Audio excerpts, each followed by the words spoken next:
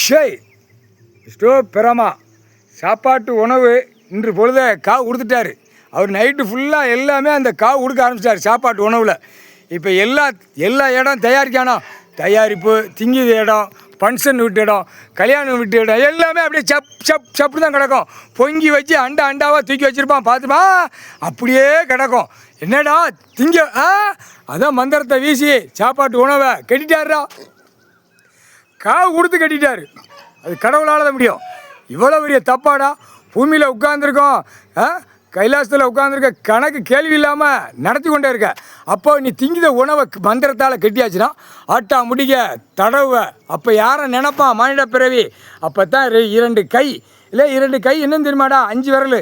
சிவன் குடும்பம் மானிட பிறவிக்கு படைச்சு விட்டார் கடவுள் மானிட பிறவை படைக்கல. 5 கை விரல் இருக்கா? கையை தூக்கி கும்பிட்றா.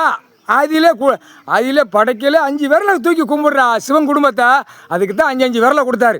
இப்போ அந்த 5 விரல் அழுக ஆரம்பிக்கும். அப்படியே அழுகு மொட்டையாக போகும். 2 விரலும் விரல் 2 கை இருக்கடா. அந்த 5 விரல் அழுகக்கூடிய நேரம் வரும். அந்த காய்ச்சல் வரல ஆட்டா முடிக்க 10 விரலும் அப்படியே அழுகி தொங்கும். கரெக்டாக வருண்டா, கரெக்டாக விடுவார். அந்த காய்ச்சல் நோய் வரையில் 10 விரல் அழுகி அப்படியே கீழாக்க இறங்கும். அப்போ தாண்டா கையை தூக்க மாட்டாமல் மோட்டா பேல முக்கால் சத்தி